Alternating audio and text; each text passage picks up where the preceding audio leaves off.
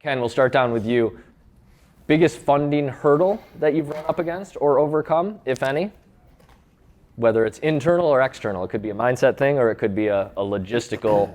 I would say that the biggest thing I've learned on the funding arena is that in order to, I thought, to help sell my deal to my investors on the first one, I set a pretty skimpy budget for what I needed to spend on CapEx and repairs.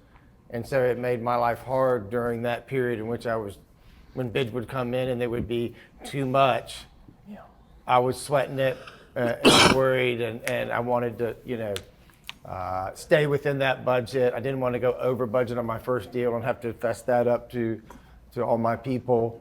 And since then, I've learned that, if you're going to go into a deal for $800,000, $1 million, the difference in a $50,000 budget and an $80,000 budget is basically negligible in the long run. And so, that my biggest takeaway is to give yourself a huge budget, plenty of money, so that you can hire the best, not have to skimp and get some jackleg who do it on a Saturday after work or what, if you're going to manage something from 10 states away, just hire the big name, best people and do all that, and don't worry about, if I'm going to take a facility from 800 to 1.6, $30,000 in budget on repairs, it does not matter at all. And then my life is easy because it's easy to hire the best, compared to finding someone to do it cheap. And that's, again, going from the rehabber mentality to another level. And so for some of us, that's going against everything we were taught growing up, right? Like, this is money blueprint stuff that matters. This is where my laziness comes in handy, in that trying to manage jackleg gravel guys from 3 hours away sucks and is work. We're hiring the biggest gravel company in the state. It's not work. Right. They send a team out there, they give you a really nice bid. It's probably a little high, but it's within my budget. Yep. Yeah. Great, y'all go do it. Yeah. That's way less work. And I'm got the phobia on work thing. Awesome. Appreciate you sharing that. Eric, how about you, man? I would just piggyback on that, and I've learned that the hard way as well, and Ken's told me before I learned the hard way to not do that. But I like to learn the hard way. And even to this day, I still struggle. If I get an estimate back and I'm like, God, that's way more than I thought it was going to be. And I'm just wrestling. I still need to send an email to this electrician. I don't want to pay him what he's wanting to charge me. But I'm just like, you know what? I just need to suck it up and pay it and get it over with and be done with it. Because, the bank says I have $500,000 or $400,000 worth of equity right off the purchase. Why am I arguing about a couple $1,000s? So, what was the question? I'm sorry. Funding challenges. Funding challenges. I definitely agree with the, so one thing that I did, like being a rehabber who's been budget conscious, done a bunch of flips in the past or whatever, you always try to keep your budget as low as possible. With the first one that I did not do all the repairs that I should have done immediately, and I tried to spread it out over a year and a half or whatever, and that was a mistake. I should have just expensed everything and got everything done as soon as possible, and so that's what we do now. Because if your intention ultimately is to sell the property and you're still showing these CapEx expenses going on, you need a trailing 6-12 months at least, if not a couple of years to look good. So just get the expenses done on the front end and be done with it. Mm-hmm. So yeah, it's a good consideration for sure. Ian, how about you? Less funding challenge you've overcome, or maybe just a lesson learned that you think the group should hear? I think there's two things. One is don't back yourself into a box. You hear a lot of people, I got to do it Ken's way, or I got to do it Ian's way, or I got to do it this way because the book says I have to. Take the book, throw it out the window, right? Like if you play blackjack, the book says hit or don't hit. Throw it out the window, make the deal work. Number two, I would say is, the same way the gate shows no emotion at the front door, I think the same thing with your funding structure. Figure out a structure that works for you, template your model, and go from there. Stop guessing every deal, because next thing you know, you're taking an acquisition fee and giving up more equity, or you're doing whatever, and you're like, I'm really trying to skimp this deal down, but I'll do it for 4% or 5%. No, you're not, because once that deal goes sideways, you're going to get up and walk away. Nobody wants to work for 5%. So I'd say take the time and figure out what works for you. Come up with a box. You don't have to do a fund. You don't have to do a syndication, but say, here's my box, and look at it.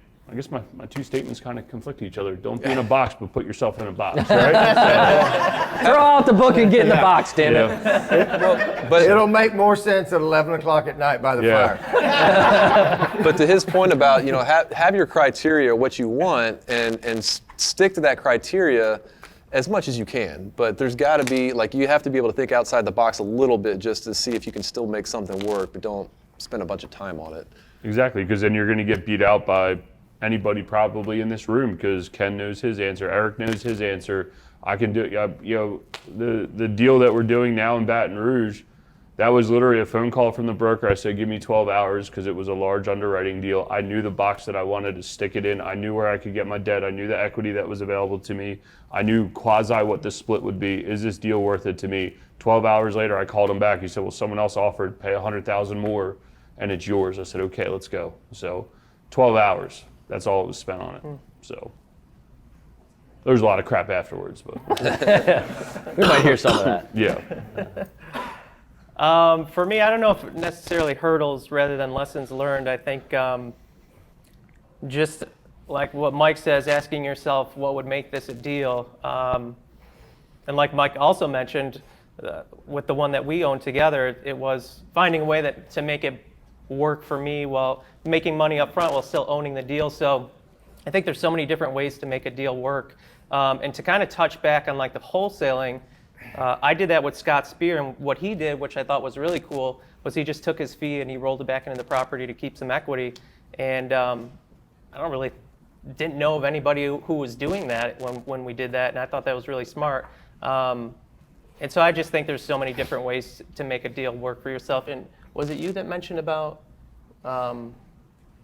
having when you buy a property, having retaining equity? Yeah, having the owner potentially retain equity. Yeah. Yep, similar type thing. I think that's really smart too. So You mean the owner you buy from? Yeah. Yep. Potentially, kind of still a partner. They want to see their deal succeed.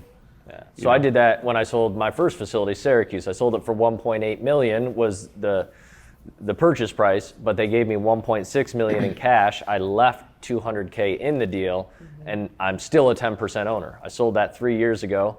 I get 7% preferred return, so I get $14,000 a year and 10% of the equity.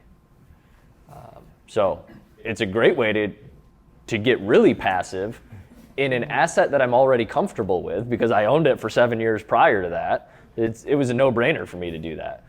Now, as the guy considering that, as the seller, my thought, of course, had to be, all right, well, is the 1.6, if I never see that 200, as low chance of that happening is, because I have protections built in contractually with our agreement, but at the same time, you can't spend the money until it's in your pocket. So I was getting 1.6 on closing day. I had to be comfortable with the risk of leaving the 200 in. And like I said, for me, it was a no-brainer. And so I would venture to say that, what would you say, Ian?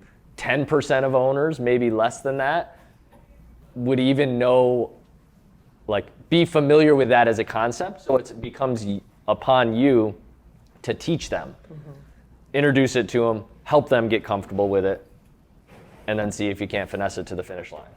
Did you, in that Syracuse deal, did you bring that up, or did they bring that up? No, that was their idea. Okay. Yep. Was there any reason they wanted to do that? So Did that help with their down payment? So it was an interesting situation. They were buying for 1.8, but they were raising 2.5. I don't remember the exact specifics. A large percentage was coming from the bank, probably 80% of the 2.5, maybe 75% of the 2.5, and the rest was in a capital raise. They contributed, it was two partners, they each contributed $100,000, I was $200,000 in, and then they had some other money they raised as well. Why'd they raise so much more? Are they building more?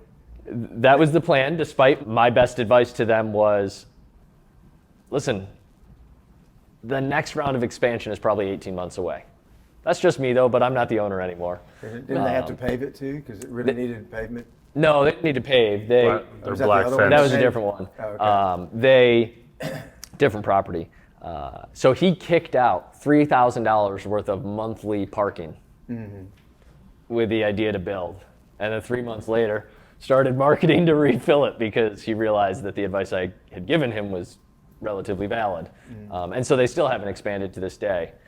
I don't know I don't know how they worked it out. I know my checks come every quarter, and so I'm good enough.